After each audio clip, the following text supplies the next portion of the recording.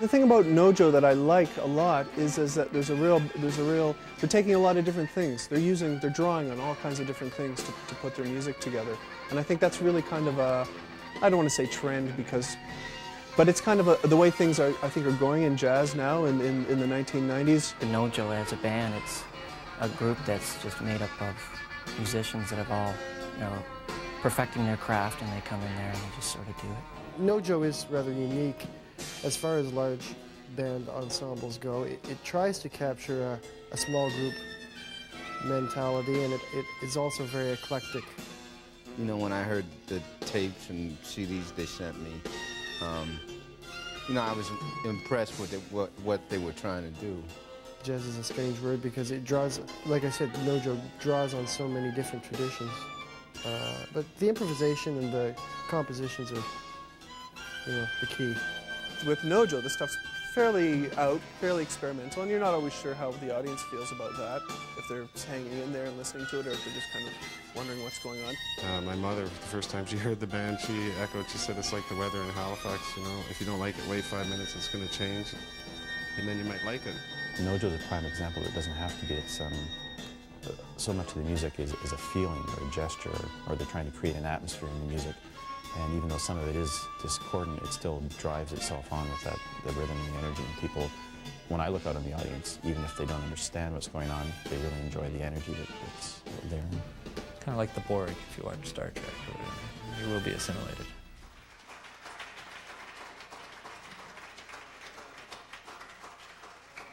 Three Forks is, I wrote with Don Byron in mind, knowing that he was coming up to perform with us. And, but it was very much inspired by a lot of guitar players that I liked. I've always liked the blues. But I also like going back further, to the roots of the music, and I really like Robert Johnson. Anyway, I named it Three Forks for the place where Robert Johnson, who was a notorious womanizer, kept hitting on the owner of the bar's wife. And he got sent a whiskey bottle. And sure enough, he drank it, and it was laced with strychnine. And he didn't die of that, but he fell ill and got pneumonia and died 2 weeks later.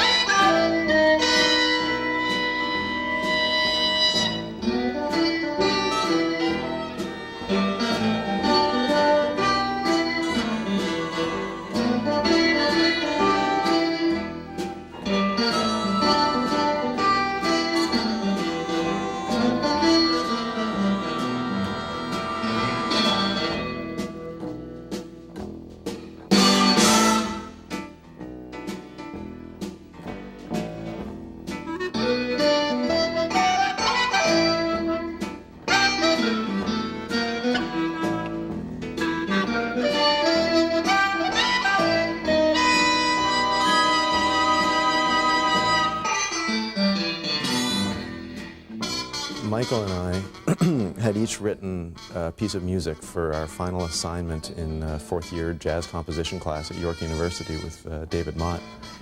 And a year or so went by after we graduated, and we said, wow, we should really hear that music again. We'd only heard it once. We spent months working on these tunes and never got to hear them again. So we decided to put a band together just to play that and maybe start writing again. Paul phoned me up and he said, okay, I've booked a rehearsal in 6 weeks, so write some music. So I started calling people, and they'd say, oh, sounds great. I can't do it, though. I'm busy that day. Why don't you call such and such? And after doing that for a couple of weeks of calling people, I had names and names and names of instrumentalists. We were surprised at the quality and caliber of player that was interested in doing it. The people that weren't into it, they didn't stick around, and the ones that were into it suggested other people that might be good for us or whatever, and it just kind of built that way.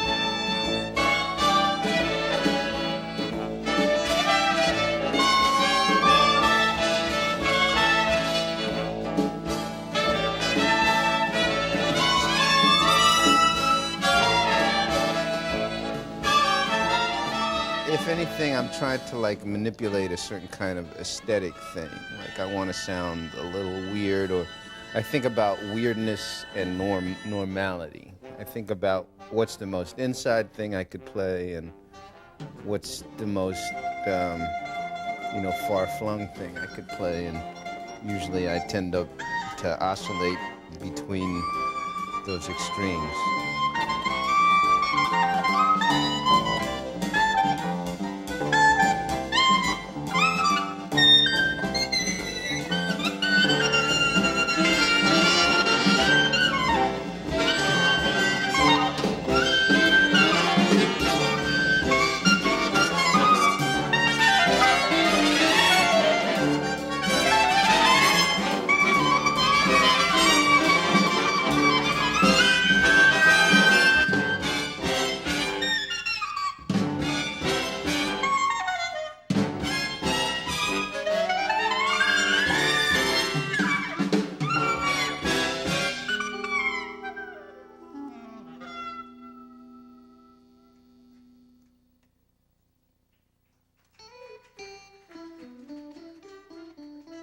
It's a real band that's based on melody, you know?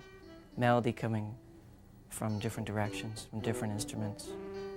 And for your responsibility to make your own melody and work with what is happening at that moment.